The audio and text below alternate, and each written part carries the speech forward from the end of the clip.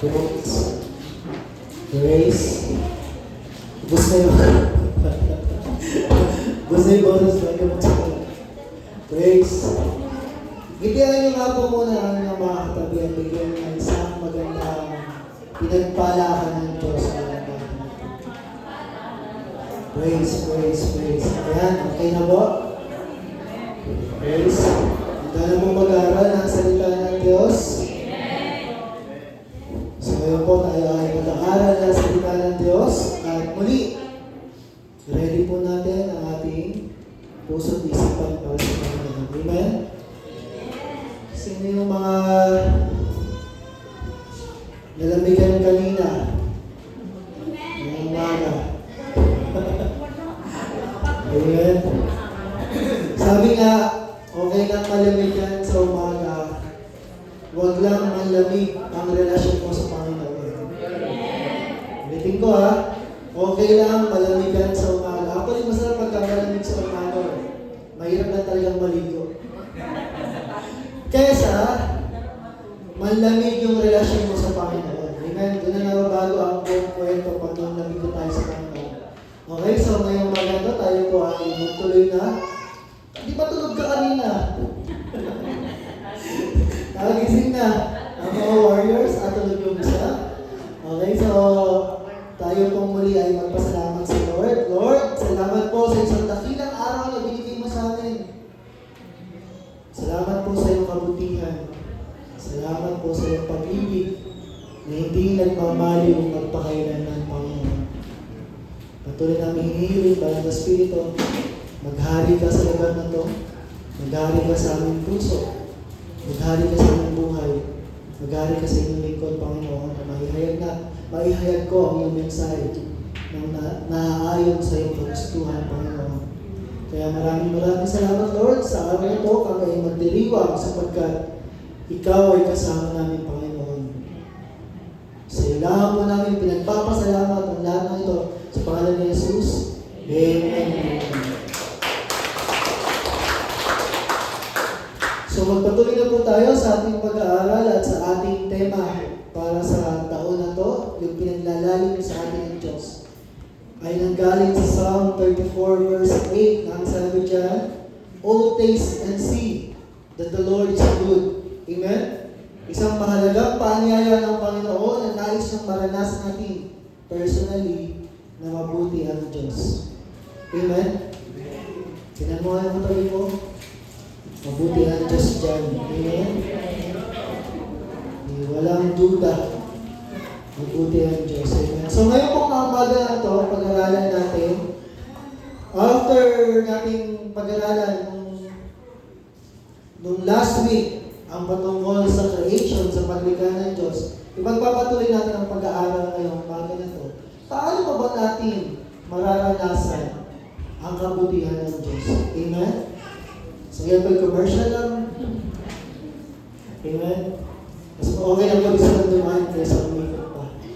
Okay, so paano ba mas dali natin mararanasan na mabuti talaga sa Lord? Hindi lang sa narinig, kundi ikaw mismo may baon-baon ka laging testimony na hindi ka pinabayaan ng Diyos. So tingnan po natin ang sinasabi ng salita ng Diyos dito sa Genesis chapter 3 verse 8a. So unang bahagi lang po yung kukunin natin. Ang sabi dito, "Then the man and his wife," sino dyan yung man? Si Adan pa, kasi 3 pa lang yan. "The man and his wife heard the sound of the Lord God as he was walking in the garden in the cool of the day."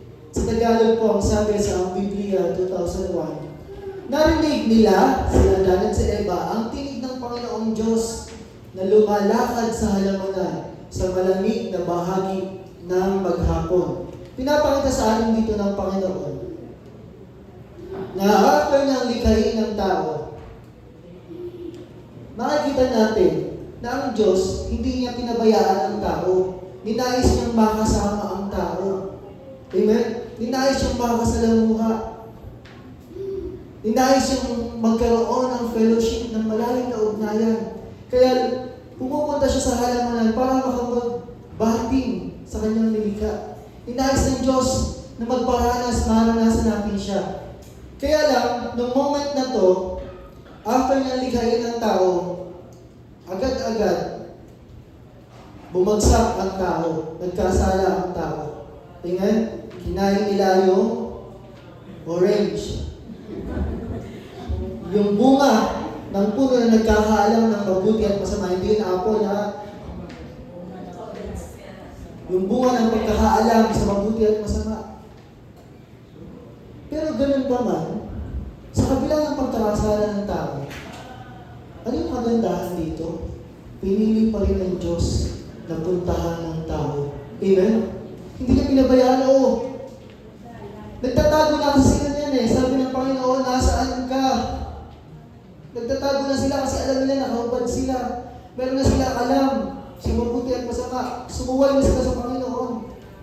Kaya nagtatago sila. Nung narinig nila yung tinig ng na si Lord ay nandun na sa halamanan, sa Garden of Eden, naglalakad, nagtatago na sila. Alam ng Diyos. Amen? Na nagkasala na sila. Pero ganun pa man, pinili ng Diyos na hanapin sila. Kaya hinanap niya si Adan at si Eva, hindi niya alam kung nasan sila dahil nagtatago sila.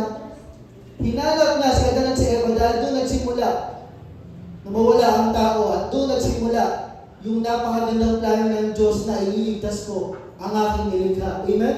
Nagsimula na yung magandang plano niya para sa kanila. Sa kabila ng pagbagsak, nandun pa rin yung magandang plano ng Diyos para sa atin.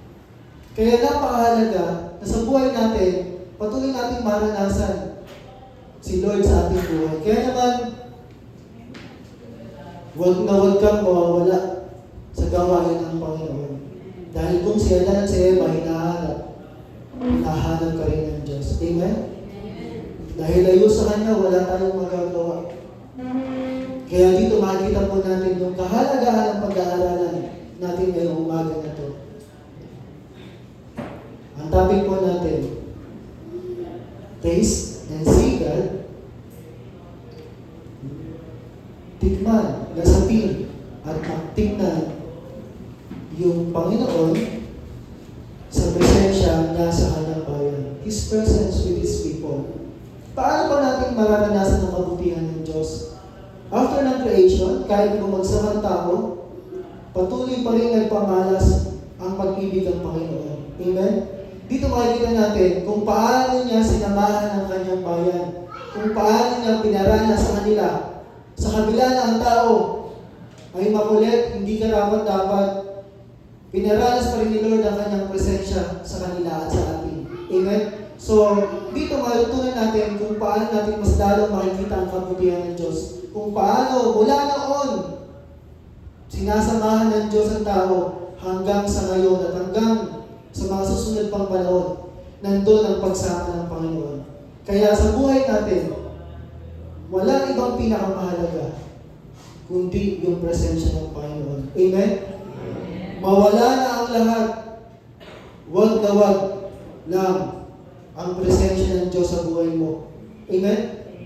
Kaya nakakalungkot minsan kapag may mga panahon na pinagpapalit natin ng Diyos. Bakit? Sa maraming kadahilanan. Pero mahalagang maunawaan natin.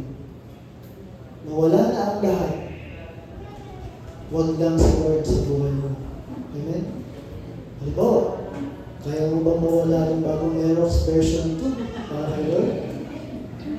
Diba, usapan na yun, pastor. Bagong motor, tapos mawawala agad para kay Lord. Kausapin ka niya yun. Bigay mo yan para sa gawain. Lord, sino ka? Hindi kita kilala. Hindi. Maraming panahon, maraming punto sa buhay natin na minsan napapagpalit natin ng Diyos. Amen? Pero lagi yung pakatandaan. Ang pagbagsak at pagtaas ng tao ay makikita natin sa Bible kung paano sila ay lumapit sa Panginoon at kung saan iniwanan nila din ng Diyos. Amen? Tumalikod sila sa Panginoon. Doon bumabagsak ang mga hari, ang mga tao. Pero sa panahon na sila ay nananatili sa piling ng Diyos, doon nila nararanasan yung tagumpay. Kaya hanggang maaari, huwag na huwag mong ipagpapalit ang Diyos. Amen? At doon na nagsimula malungkot sa mga umaga na ito.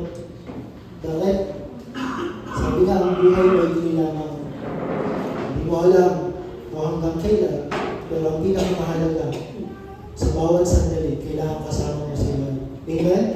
So, minsan may mga magtatanong sa atin, Lord, totoo ba ba yan na ang presensya ng Diyos na sa atin? Parang hindi ko naman siya maramdaman eh. Bakit ganito yung buhay ko? Bakit ganito yung sitwasyon ko? Tandaan natin, ang sabi nga ng Jeremiah 23:24, who can hide in secret places so that I cannot see them? Declares the Lord. Do not I fill the heaven and earth? Declares the Lord. Kasi nakala natin makakapagtago tayo sa harapan ng Panginoon eh. Kaya nung nagtago si Adan at si Eva, hindi ibig sabihin, hindi alam ng Diyos. Sa Tagalog, ano sabi? Makakapagtago ba ang isang tao sa mga lihim na dako upang hindi ko siya makita? Sabi ng Panginoon, hindi ba pinupuno ko ang langit at ang lupa? Sabi ng Panginoon. Ibig sabihin, sa lahat ng dako, nandiyan ang presensya ng Panginoon.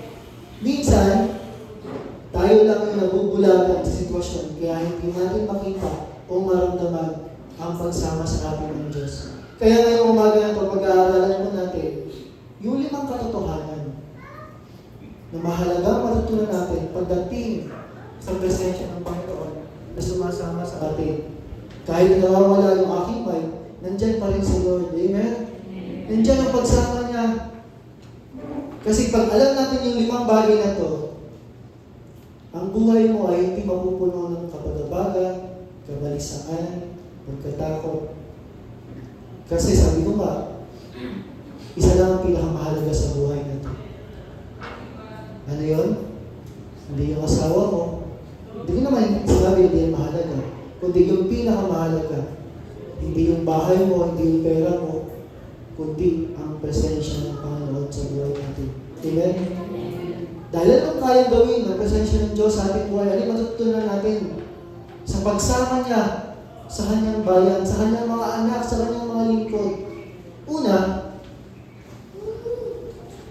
makikita po natin na sa mundo na puno ng walang kasiguraduhan. Tama ko ba? Walang kasiguraduhan, hindi mo alam kung ano ang totoo at peke. Hindi mo alam kung ano yung mabuti at masama. Hindi mo alam kung totoo ba yung kadyan mo, totoo ba yung sinasabi niyan sa'yo.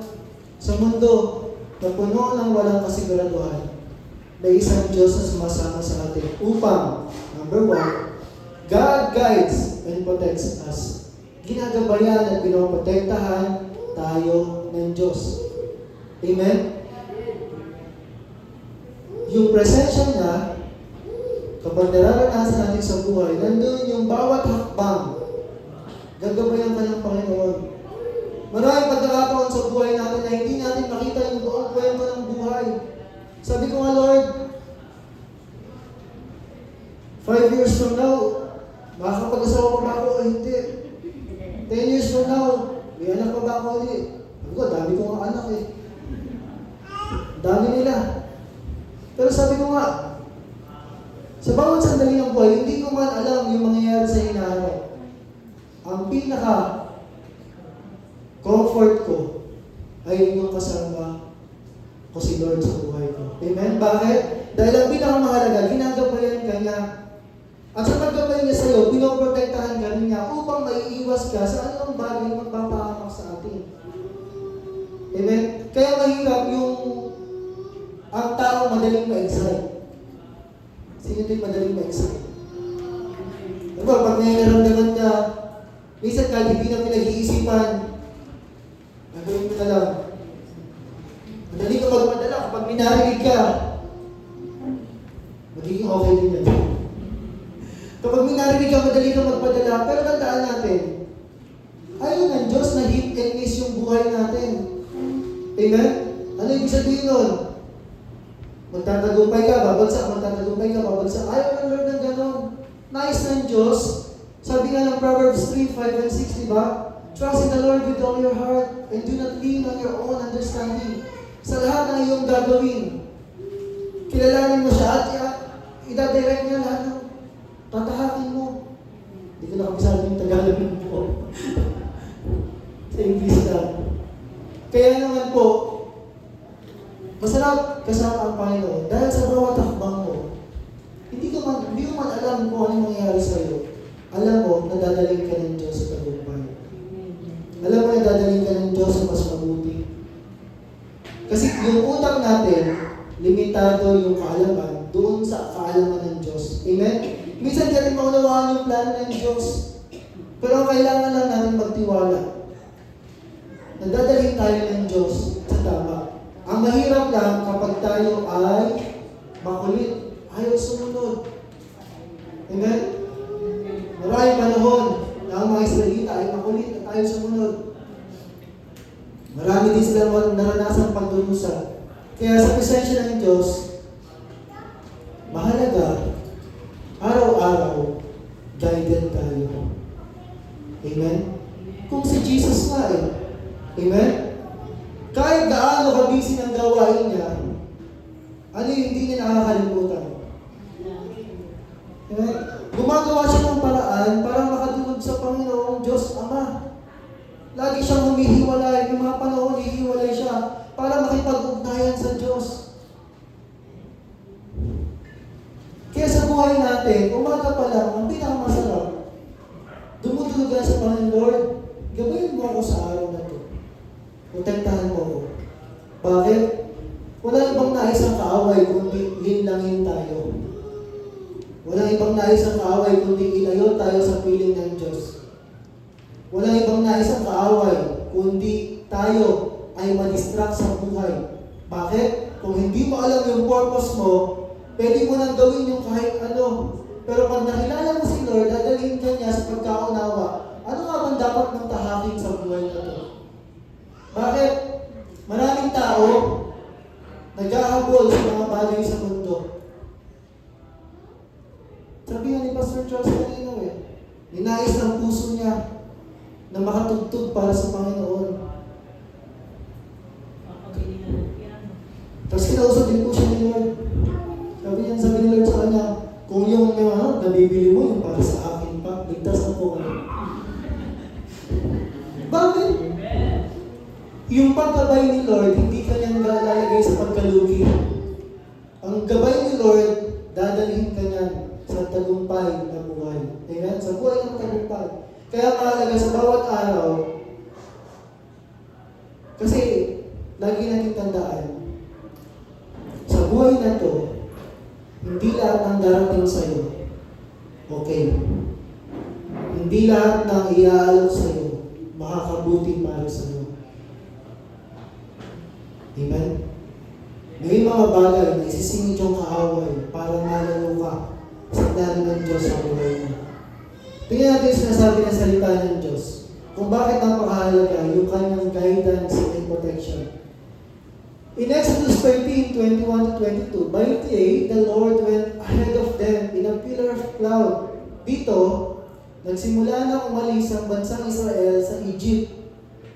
Nagdesisyon na ang Paraon na palayain ang mga Israelita para sila ay sumunod sa Panginoon. Sabi dyan, by day, the Lord went ahead of them in a pillar of cloud to guide them on their way, and by night in a pillar of fire to give them light, so that they could travel by day or night.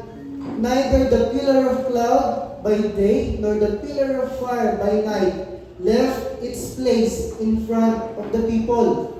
Sabi ko sa Tagalog, sa kanilang paglalakbay, dahil nagsimula po silang maglakbay, araw-gabi, patuloy silang pinapagnubayan ni Yahweh. Sabi nga niyan, kung babalikan mo ilang verse, sabi ni Lord, na parang ganito, sabi niya, ayaw kong magbago ang isip ng mga Israelita dahil kilala ko sila. Kaya sabi niya, gagawa ko ng paraan para hindi isa agad sila mapasubok sa digmaan. Dahil ang mga Israelita, ano yung dalawang klase ng tao? Reclamites, saka Amalekites. Kasi baka paglabas pa lang nila, sinugod sila agad ng mga taga-Ehipto o kaya mahirapan agad sila sa paglalakbay. Ganun mo lang, pinaglalakbay mo kami gabi. Kaya sabi ni Lord, bibigyan ko kasalanan sila ng pagtubay. Ito yung pagsama ko sa kanila sa pamamagitan ng halik apoy at haligi ng ulam. Amen? Sabi ko nga amazing si Lord, no? Bakit? Ang Waze, ang maps, Google Maps, madalas, minsan, hindi accurate. Amen? Pero, mas matindi yung Waze nila, dahil ito yung Waze ni Lord. Amen? Na kung saan ang sumama sa kanila, haliging ulam at haliging apoy. Sabi ko nga sa buhay natin, ito supernatural Pero sa buhay natin, hindi pa rin natitigil si Lord sa paggabay sa atin. Amen? Wala man yung haliging apoy, wala man yung haliging ulam, nandyan pa rin ang paggabay sa atin ng Diyos. Sa maraming kaparaanan. Sabi nga dito sa 22, laging nasa unahan nila ang haliging ulam kung araw at ang haliging apoy kung gabi. Kung ano man yung pangailangan nila, nandyan yung paggabay ng Panginoon. Nandyan yung proteksyon. At ito rin yung ginamit ni Lord nung sila ay sinugod na ng mga taga-Ehipto. Ginamit niya yung haliging apoy at haliging ulap para protektahan ang kanyang bayan. Amen? Kaya sa buhay natin, mawala na ang lahat. Huwag lang siya. Ang tao ginagamit yan. Parang kanta yun, no? Huwag lang siya. Diba? Huwagin mo na ang lahat sa akin. Yun pala. Pasensya na. Hindi talaga influence sa pagkanta. Kunin mo na. Yan yata yung kinakanta ng sister mo madalas. Huwag lang. Pero dapat, napakaganda ng kanta na yun. Kasi naunawaan natin yun. Tapos naglalim sa atin. Tapos binigay natin yung kanta na yun para kay Lord. Hindi ka kailanman mahalagay sa kapahamakan. Amen? Dahil sabi nga dito, sa Good News Translation, yung ulap, yung nagbibigay sa kanila ng direksyon kung saan dapat pumunta. Ang buhay din natin ganun. Si Lord yung nagbibigay ng direksyon kung saan tayo mas mapapabuti, mas mapapaayos. Hindi man ito yung tingin natin okay, pero dahil ito yung gabay ng Diyos, alam natin ito yung pinakamabuti para sa atin. Amen? Kaya number 1, yung guidance and protection ni Lord. Number 2, kapag nasa atin yung presensya ng Diyos, yung pagsama niya na napakahalaga. Number 2, katulad ng tatay niya na pinagmamasdan ng kanyang anak. Alam, babae ba yan o lalaki? Malay mo, kaya Andrew, ikaw na to. Gusto mo ba ni Ate Roma? O kaya, malay mo, si Kuya pala to. Amen? God watches over us. Minamasdan tayo ng Diyos. Katulad ng bata na to, nagtulog ng mahimbing. Iba ang magnakaw, kailan umaatake? Saan madalas may krimen? Sa madidilim na lugar. Sa mga panahon, ang bahay madalas inaatake kapag tulog na yung mga tao. Kaya ang kasiguraduhan ng buhay, minsan di mo alam kung okay ka ba. Pero pag naunawaan natin na pinagmamasdan tayo ng Diyos, kapag ito ay nalagay sa puso natin, kahit kailan, hindi ka na mag-aalala. Hindi ka mamamagabang. Bakit? Alam mo na alam ng Diyos yung sitwasyon mo. Kasi minsan, di ba, nagkakaroon tayo ng kaisipan na, Lord, hirap na ako. Lagi na lang kaming kulang, lagi na lang kaming ganito. Alam ng Diyos yun. Amen? Kapag naunawaan natin na pagsama ng Diyos, pinagmamasdan niya tayo, ibig sabihin, kahit kailan hindi nawala ang paningin niya sa atin. Alam niya yung sitwasyon natin. Alam niya kung kailan ka nahihirapan. Alam niya kung kailan ka napapagod. Pwede ka magpanggap sa tao. Pwede ka magpanggap sa katabi mo. Pero alam ng Diyos kung sino ka talaga. At yun yung pinakamasarap sa Panginoon. Bakit? Dahil pag tinanggap mo, nakasama mo ang Diyos, na mahalaga ang presensya ng Diyos sa buhay mo, magkakaroon ka ng kapanatagan. Bakit? Dahil hindi ka nag-iisa sa laban. Hindi ka kailanman iniwan ng Diyos. Amen? Pinagmamasdan tayo ng Diyos, alam niya ang ating mga ginagawa. Alam niya ang ating mga sitwasyon. Sabi nga ng Proverbs, ang paningin ng Diyos ay nasa lahat ng dako, pinagmamasdan ang mabuti at masama. Kaya wala tayong maililihim sa Panginoon eh. Pero dito sa Psalm 34 verse 15, sa New International Version, the eyes of the Lord are on the righteous, and His ears are attentive to their cry. Sa Tagalog, alam mong sabi, ang mga mata ng Panginoon ay sa matuwid na hatitig, at sa kanilang daing, bukas ang kanyang pandinig. Ibig sabihin, alam ng Diyos ang mga nangyayari sa paligid natin, pero mas focus siya doon sa mga anak niya na sumusunod sa Kanya. Amen? Ibig sabihin, yung pabor niya, hindi ko nakaramdam na parang pag tinignan mo isang tao, ang gaan-gaan ang pakiramdam mo. Gusto mo siyang i-bless. Katabi mo ba yan ngayon? O yan yung tao na pag nakikita mo, nagsisimula ng kumulo yung kaloob-looban mo hanggang sa unti, wala pang ginagawa, umuuso ka na. Wala pang turuan kita. Kanya-kanya assessment ko na to. Bakit? Kaya nga, sabi ko kanina, unawain natin na sa buhay natin, walang ibang pinakamahalaga kundi dapat ang Diyos. Amen? Iwanan ka man ang mundo. Diba, sa Kuya Gandhi, iwanan ka man, malayo man siya. Kaya, alam natin, kahit nasa malayo si Kuya Gandhi, malayo man siya, pero yung pagsama ng Diyos, yun yung pinakamahalaga. Amen? Iwanan ka man ang katabi mo, kahit kailan di ka iwanan ng Diyos. Kasi diba, ano yung pakiramdam pag feeling mo iniwanan ka? Iwanan ka na ba? Marami hindi kami alam. May business eh. Masakit. Bakit? Alam nyo, ngayon ko lang naulawaan. Bakit masakit yung feeling na iniiwan? Kasi, for me yung buhay natin, yung puso natin, nakadisenyo na laging hanapin ng Diyos. Nakadisenyo na laging nasa piling ni Lord.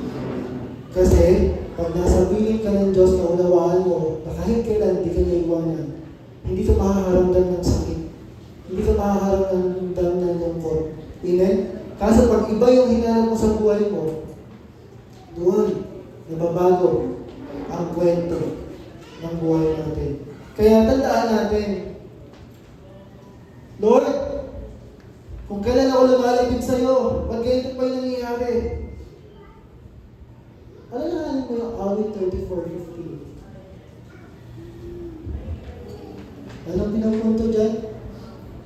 Sinasabi ng Diyos na kahit kailan, kahit anumang sitwasyon ng buhay mo, ano man yung daanan mong season ng buhay, na tinitingnan kita. Hindi ka na magwawagwin sa aking paningin. Amen? Meron ako isang realization dito. Natutunan ko lang ito kay CJ sa kay Yana. Kapag ang bata, diba, hindi naman lagi natin nababantayan yung mga bata. Lalo na sa panahon ng ganyan. Tapos yung kambal, nagsisimula na. Sa kulit. Pag daw ang bata, maingay, okay pa yun. Diba, may ginagawa ka, naghuhugas ka, naglalaba ka. Pag yung bata, narinig mo nag-iingay, okay pa yun. Kabahan ka, pag nananahimik na yan. Kasi may ginagawa na yan kung ano. Either umupupo, o kaya gumagawa ng kabalastugan. Yung mga nagsisimula na mag-drawing sa wall, nagsisimula ng mga likot ng kung ano-ano. Sabi ko, parang ganun din pala yung buhay, no? Parang ganun din buhay ng mga Kristiyano. Pag ang Kristiyano nagsimulang manahimik, nagsimulang maglalayo, may pinagdadaanan na yan. Amen? Kaya abutin natin yung mga kasama natin. Tingnan mo nga yung katabi mo. Tahimik ka ba? Tanungin mo nga. Ikaw ba ay nanahimik? Nagising tuloy yung isa. Okay, manahimik ka na lang muna. Kasi, ang mga kabataan, mararamdaman mo, dama namin yan, dama ng mga leaders yan. Pag nagsimulang manahimik, may ginagawa na yan kung ano-ano.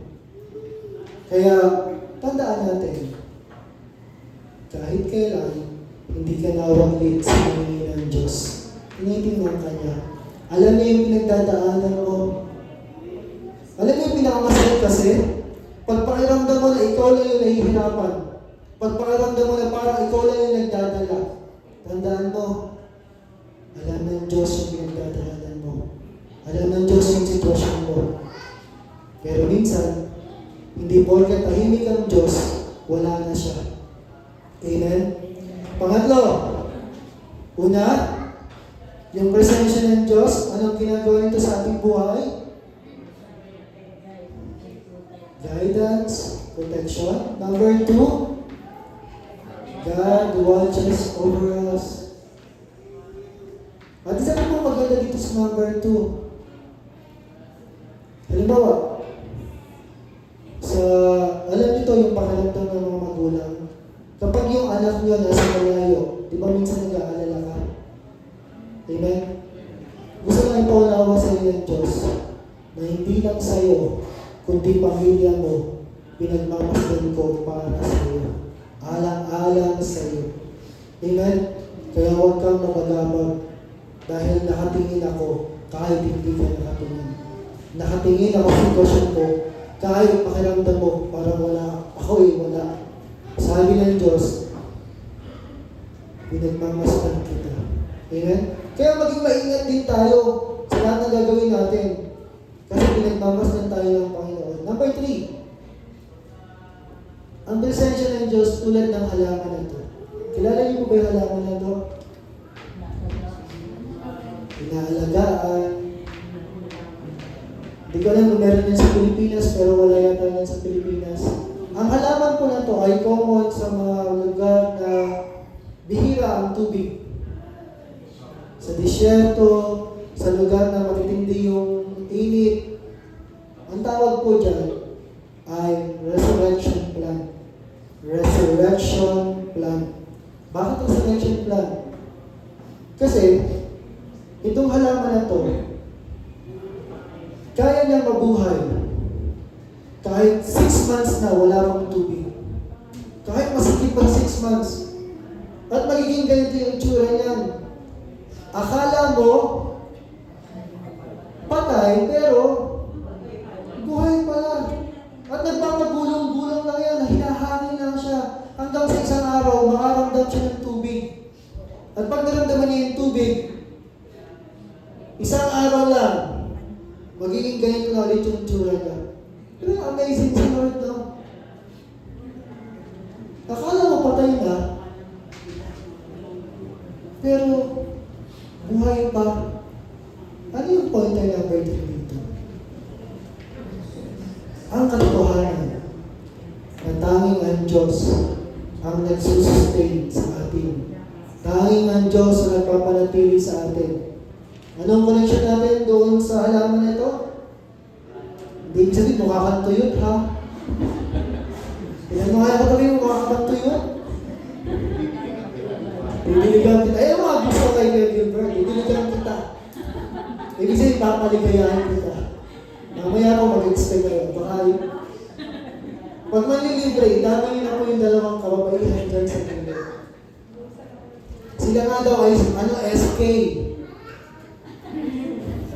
Sabi ng isang nakabasa, hindi ko na mapangalanan. Kasi hindi ko naman nakita yung post, hindi ko nakita. Sabi, kasi may mga pictures sila po ay nagbakasyon, magkakaklase. SK daw yung nakalagay doon. Ang narinig ko doon sa isang nagsabi sa akin, Sangguni ang katandaan. Kasi kung nakita, yung mga puti niya talaga yung nasa dulo, pag itinignan niyo yung picture, meron din nasa dulo, ang ganda-ganda pa rin niya. Yung iba puti na yung buhok, sa golden pa rin yung kulay ng buhok. Pero nung nakita ko, hindi pala sama ang katandaan. Sama ang kagandahan. Ito, mali yung nagbalita. Sa akin yung nakita ang picture, iba yung nakalagay na SK dun eh. Sama ang kagandahan. Ano bang punto natin? Minsan, sa buhay, mararanasan ko na kabi-kabila para kang binubugbog ng problema. Kabi-kabila. Lord, bakit ang tumal? Lord, bakit ganito yung nangyayari? Lord, di ko na alam gagawin ko. Katulad ng resurrection plan, binigyan ka ng kakayahan ng Diyos para manatili sa Kanya. Amen? Ibig sabihin, si Lord lamang yung nagpapalakas sa atin. Si Lord lamang yung nagbibigay sa atin ng kapayapaan. Kaya nga layo sa Lord, wala tayong magagawa eh. Amen? Pwede pa ba ito mamatay? Pwede pa rin. Pag hindi na siya nakatagpo ng tubig, ang longest na kasi na record, 6 months. After nun, buhay pa rin. Pero ang tao, kapag hindi nawala siya sa Panginoon, doon na ang gihinto. Doon na siya darating sa punto na gusto na niya bumitaw. Gusto na niya sumuko. Amen? Kaya ang presensya ng Diyos, ang pinakamahalaga, bakit? Siya lamang yung nagsusupply, nagsusustain, nagpapanatili, nagpapalakas, nagpapalatag sa iyo. Ano man yung harapin mo sa buhay. Amen? Katulad ka man ng resurrection plan, Lord, may dinadaanan mo na akong sitwasyon ngayon. Isang araw. Isang araw. Magiging okay din ang lahat. Amen? Dahil kay Lord, mayroong pag-asa sa buhay. Kaya naman pala tayo kapatid eh. Bakit? Ang mundo, pag na problema, sariling sikap, ang nahirap pag napanood. Pero ikaw, meron kang Diyos na nagpapanatili sa'yo. Sabi nga kanina, di ba, sa number 2, pinagmamasdan tayo ng Diyos. Alam niya, kapag malapit ka lang sumuko. Alam niya, kapag malapit ka lang bumigay. Alam niya, kapag kahirap na hirap ka na, at ang gagawin ng Diyos, pananatilihin ka niya. Amen? Patitibayin ka niya, patatatagin ka niya. Dahil sa Kanya lamang tayo nagiging malakas. Anong sabi ng salita ng Diyos? In Isaiah 46 verse 4, ang sabi, even to your old age and gray hairs, I am He. I am He who will sustain you. I have made you and I will carry you, and I will sustain you and I will rescue you. Sabi ko sa Tagalog, ako ang inyong Diyos, iingatan ko kayo hanggang sa bumuti ang inyong buhok at kayo ay tumanda. Nung binasa ko to, nung nag-aalala ako, pag nahawi kasi yung buhok ko, lumilitaw yung mga lumilitaw na eh. Sabi ko, Lord, hanggang sa bumuti ang inyong buhok at kayo'y tumanda.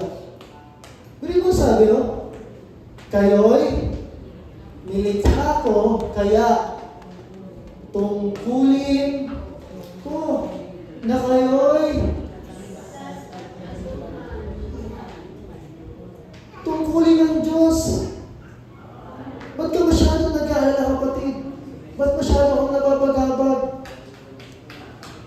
Check mo, baka malayo ka sa Panginoon, ha?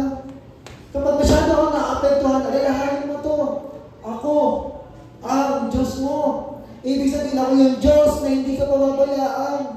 Kahit na pumuti ang buhok mo, Amen? Simbolo yan ng kabutihan ng Diyos. Amen? Maraming pumuti ang buhok, hindi na ganyan kaganda. Diba? Alam pa sa likod, meron pa dyan sa likod. Bumabawi. Pero honestly, sa panahon na ikaw ay matanda, andun na yung lahat ng kahinaan. Amen? Andun na yung marami ka na nararamdaman. Andun na yung wala ka na halos magawa. Mahina lang eh, matanda lang eh. Kaya sabi ni Lord, sa panahon na mahina ka, ako ang kalakasan mo. Amen? Sabi ko nga, malapit na akong pumasok sa quarantine at nagpaparamdam na yung mga dapat magparamdam. Pero mapalad pa rin ako. Kasi sabi nga ng mga klase ko, siya daw, 34, 36, ganun pa lang. Marami na siyang nararamdaman. Mataas na yung cholesterol niya, mataas na yung sugar niya. Ano pa ba? Yung acid niya, tapos yung may mga kumikirot-kirot na sa katawan. Sabi ko, ano ba? Dapat ba kita i-congratulate? Nasa iyo na ang lahat. Pero ano niya, magandang paalala to. Huwag mo aalis dito ah. Ito yung pinakamahalaga dyan. Ako ang iyong Diyos. Ibig sabihin huwag kang lalayo sa Panginoon. At kapag hindi ka rin malayo sa Panginoon, mararanasan mo to kung paano ka iingatan ng Diyos. Amen? Di ba?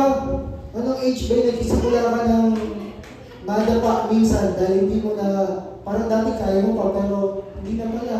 Yung mga ganong stage, di mo ba? Na kala mo okay ka pag meron pagdagpang mo, wala ka na pala, off balance ka. Pero sabi ni Lord, marami ka mong maranasan, iingatan kita hanggang sa pumuti ang buhok mo at tumanda. Di ba Lord, sino ba ako para ingatan mo ng ganito? Ganyan siyang Diyos, tungkulin niya. Kaya ako ikaw ay nababagabag, napupuno na alalahanin, Lord, ang dami kong problema, ang dami kong sitwasyon, ang dami to. Lord, ligtas mo ko tulungan, tungkulin na to. Amen? Kaya mahirap kapag ang pag-asa mo, binigay mo sa ibang tao. Diba? Ang kabataan ngayon, kung kani-kanino binibigay yung kanilang puso, at kapag sila i-grenade, hindi na pinansin. Alam niyo ba yung term na ginos? Yung dati, okay pa, mainit kayo, hanggang gabi magka-chat. Meron pa ako nabalitaan, video call, 3 hours. Sabi ko, ano pinag-uusapan nyo? Kumain ka na ba? Ilang rice kinain mo? Anong kulay ng utot mo? Dapat na mag-usapan nila. Tapos pag dumating yung punto na yung damdamin ay nanlalamig, doon na din nasusugatan yung puso. Kaya maraming tao nagagawang magpakamatay. Maglaslas. Bakit? Ang pag-asa nila naibigay sa mali. Dapat sa Diyos lang. Tandaan ko ito, hindi ako makakupon dito. Dahil sabi ko nga, Lord, ang isa sa intindihin ng mga single, ay yung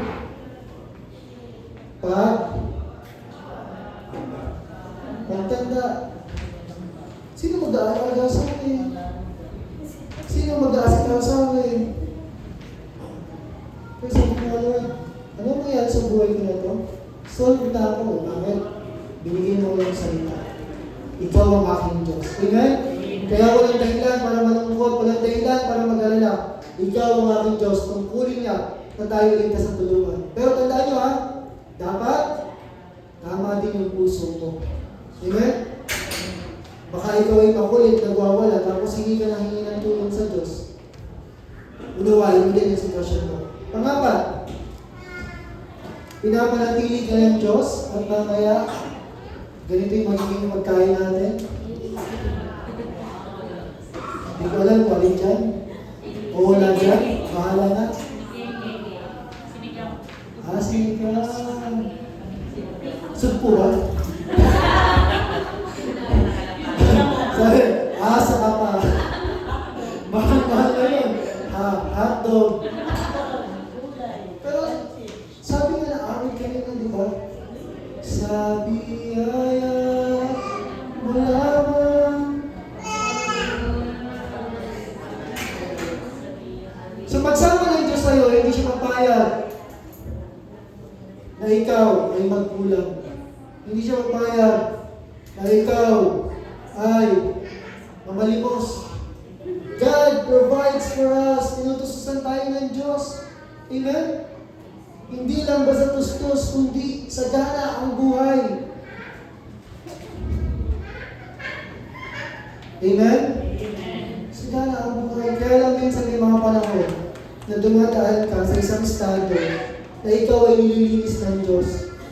Kasi minsan, yung mga decision natin, yung mga akto natin, yun yung nagdadala sa atin sa mga maling karanasan, sa kapahamakan. Kaya nga, isa sa pinaprovide sa atin ng Diyos yung bukod sa mga material, isa sa mahalagang maunawaan natin, yung karunungan na nagmumula sa Panginoon. Bakit? Kapag meron kang karunungan, napipili mo kung ano yung tama at mali, kung ano yung nakakabuti at hindi. Amen? So, God provides for us. Pinutustusan tayo ng Diyos. Sabi nga, next school year, kung meron pang gustong sumama, si CJ mag-aaral ng Bible School. Ang ulo-ulo ng Diyos. Kasama yata si nanay. Sabi ko sa niya, kausapin niya si Bella. Tapos, ang baon niya, 500 per day. Kasi Friday lang naman, 500. Parang pag nagkakayaan sa SNR, malam mo si Mami V ang susuporta sa pag-aaral mo. Ilan daw? 1K na? Tumaas daw pala ang tuition. Tumaas ang allowance. Bakit? May mga panahon na marami tayong pangangailangan. May mga panahon, magtatanong ka, Lord, paano? Kung sabi ni Lord, akong bahala sa'yo. Amen? Ano sabi niya sa salita ng Diyos? In Acts 14:17, yet he did not leave himself without witness, for he did good by giving you rains from heaven and fruitful seasons, satisfying your hearts with food and gladness. Acts 14:17. Gayunman, ay hindi niya hinayaang mawalan siya ng saksi sa paggawa ng mabuti. Kasi ng panahon na to, si Pablo, si Pedro, basta dalawa sila.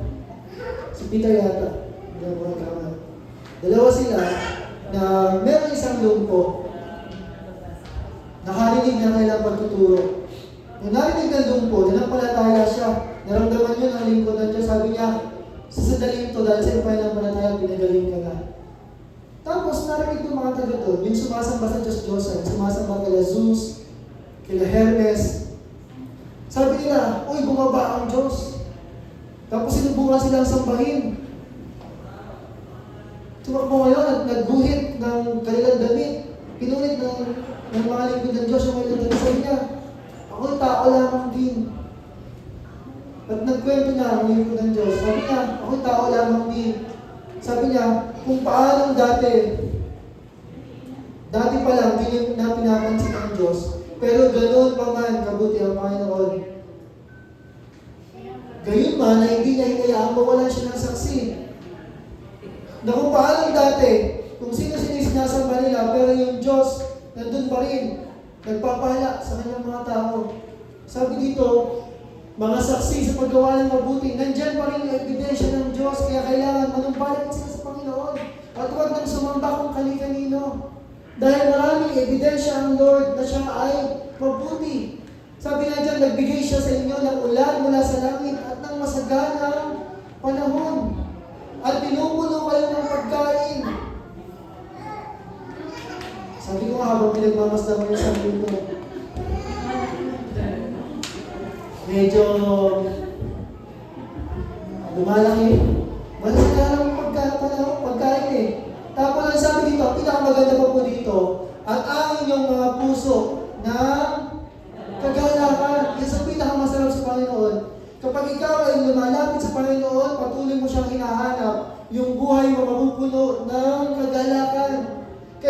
iwasan mong mag-alala, may iwasan mong mangamba, matakot. Lord, paano na yung tuition ng anak ko? Lord, paano na yung pagpagamot ng...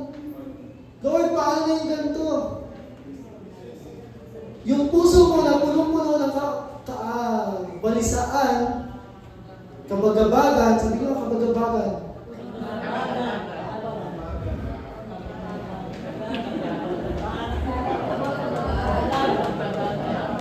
Nandiyan yung pagkakabag, natin ako sinisipagkakabag. Nakakapagpabagabag. Kaya maraming dahilan ng mundo eh.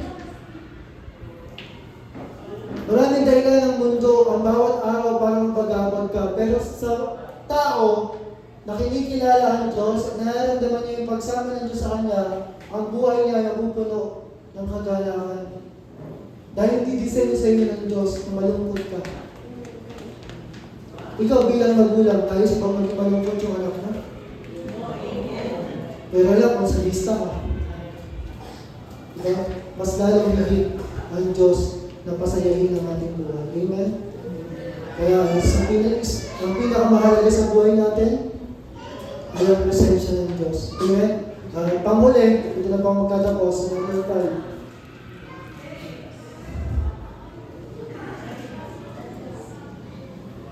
Hindi ba pahalaga ang Diyos na hindi yung maranasan yung kanyang pagtugon, yung kanyang pagsagot?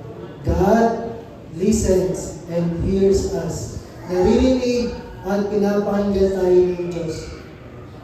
Sa mga bata, sa mga anak nyo, pag inuutusan nyo, ano yung nararanasan nila? Naririnig o pinapakinggan? Para malaman nila kung ano may bata.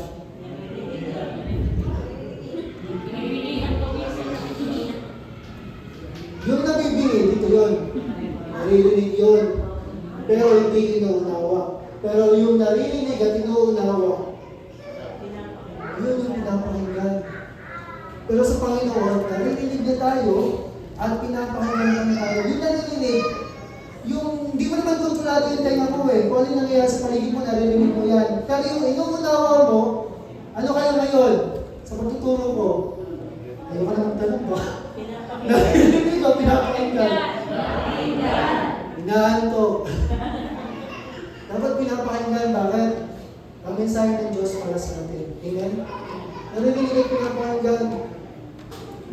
Anong pangalamdam? Yung utos ka ng utos tapos parang wala namang nangyayari. Yung sabi ka ng sabi tapos parang wala nangyayari. Sa mga bata, gano'n eh, di ba? Yung mga nakakasama na yung bata. Pag kami sinabi kami, ito na yung point, ha? Pero naunawa ka naman. Tapos ulitin nila naman. Pero magtatanong, ha? Di ba alam kung anong may problema, yung dinig o yung pangunawa. Pero alam niyo ba, ayon daw po sa pag-aaral kung bakit ang mga kabataan ngayon parang madalas bingi ay dahil sa influensya ng gadget. Amen? Dahil sa pagbababad sa gadget, yung utak nila, madalas, kahit wala silang hawak na gadget, andun pa rin yung utak nila. Kaya kahit anong marinig nila, hindi sila nakakapag-focus. Amen? Kaya minsan ganun din tayo sa Panginoon eh. Sa daming kaabalahan natin sa buhay, hindi natin marinig kung ano sinasabi ng Diyos. Pero ganun pa man ang Diyos natin. Hindi lang tayo nakikita, pinapakinggan pa niya tayo. Amen? Katulad na sinabi ng lingkod ng Diyos sa Psalm 116, verses 1 and 2. Ang sabi po dyan, I love the Lord, for He heard my voice. He heard my cry for mercy. Because He turned His ear to me, I will call on Him as long as I live. Sa Tagalog, minamahal ko si Yahweh. Alam mo bakit? Kasi sa panahon ng kalilingkod ng Diyos, babasahin yung verse 3-4. Buhay ang nakasalalay sa Kanya. Pero nung sa panahon siya tumawag sa Panginoon, ang sabi niya, ako'y dinirinig. Dinirinig niya ako sa dalahin ko at hindi umiiyak na siya sa hirap. Ako'y kanya dinirinig tuwing ako'y tumatawag. Kaya at habang buhay ko, sa iyo lagi tatawag. Amen? Kaya pinakamasarap sa pagsama ng Diyos, sa presensya ng Diyos, alam mo, na pinapahanggan ka ng Diyos. At dahil doon, yung puso mo ay papalitan ng mga bagay na hinilaan ng Diyos para sa atin. Amen? Narinig ka ng Diyos, huwag mo isipin na parang walang nangyayari, Lord. Hindi. Narinig ka ng Diyos. Kaya lang, tandaan niyo po ito ha, kailangan maunawaan natin na dapat sanay din tayong hintay. Doon tayo nagkakaproblema minsan. Hindi tayo makapaghintay. Kapag nanalangin tayo, gusto ko na Lord. Hindi ganun. Matuto kang maghintay ng sagot. Dahil habang tumatagal, nakikilala mo siya, mas lalong nagiging masarap pakinggan ang piling ng Diyos. Amen? So sa lima na to, liga po natin. May tunan po ba kayong umaga ito? Amen! Taste and see God. Maranasan natin personal ang Panginoon sa pamamagitan ng kanyang presensya, sa pamamagitan ng kanyang pagsama. Ulitin ko po mawala na ang lahat. Wala si Lord sa buhay mo. Lumamig na ang lahat. Huwag lang yung relasyon mo sa Panginoon. Kasi sa dulo, tayo lang din ang kawawa. Amen? So paano natin matutunan natin? Ano yung katotohanan pagkasama natin ng Panginoon? Una, ginagabayan na tayo at pinaprotektahan. Amen? Guides and protects us. Tungkulin niya ng Diyos na tayo ay gabayan at protektahan. Ituro sa atin yung dapat nating tahakin. Amen? Pero tandaan nyo, katulad ng sinasabi na right man. Ano sinasabi ng right man?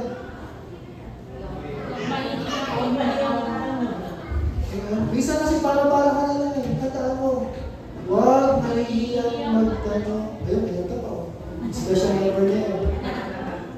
Kaya, huwag nahihiyang magtanong. Kung hindi marinig na maayos, magtanong ka sa lingkod ng Diyos. Kung hindi marinig na maayos, tuloy ka pa rin sa pagtatanong. Basahin mo salita ng Diyos.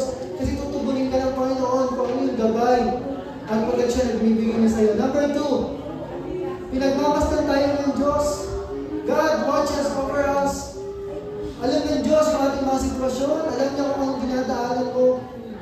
Alam ng Diyos ang buhay mo. Amen? Alam din ng Diyos kung anong ginagawa mo. Kaya alalahanin natin, pinagmamasdan tayo ng Diyos. Pangatlo, dahil alam na yung buhay natin, God sustains us. Pinapanatili tayo ng Diyos. Kasi kung tayo lang, malamang, wala tayo sa Panginoon. Pero tayo, nakakatayo lamang tayo dito. Ako, kami nakalingkod ng Diyos dahil lamang sa grasya ng Diyos. Kaya kami patuloy lang dito. Amen? At yun din sa buhay natin. Dahil lamang kay Lord, kaya tayo nanatili. Pangapat, God provides for us. Hindi kaya ng Diyos na kinukulang. Hindi kaya ng Diyos na ikaw laging kapos. Pag naunawaan mo kung gaano katindi yung pag-ibig sa iyo ng Diyos, mararanasan mo yung provision na hindi kaya unawain ng isip. Amen? Hindi mo alam kung saan ang gagaling basta pagpapalain ka ng Diyos. Amen? At panglima, God listens and hears us. Narinig at pinapakinggan tayo ng Diyos. Kaya, huwag na huwag kalimutan mananalangin. Amen? Lumunod tayo palagi sa Panginoon. Dahil naririnig niya tayo. Pero kailangan, maunawaan natin ano bang instruction na sa atin. At dito na ba magtatapos? In Deuteronomy 31 verse 3, it is the Lord who goes before you. He will be with you. He will not leave you or forsake you. Do not fear or be dismayed. Deuteronomy 31 verse 8. It is the Lord who goes before pa. Amen? Sabi nga sa Tagalog, si Yahweh ang umuna sa iyo. Sasamahan ka na. Hindi ka niya, ibig mo babayaran man. Kaya huwag kang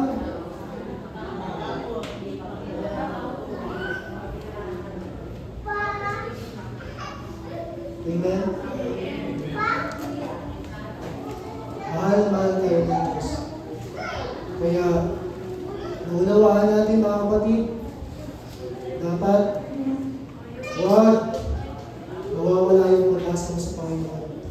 Dahil kahit kailan, hindi ka niya iiwanan, hindi pamamayaan ka. Amen? Malakpakan natin ang Panginoon. Sa Panginoon sa ating mga tayo po ay patungo na sa tayo sa Panginoon.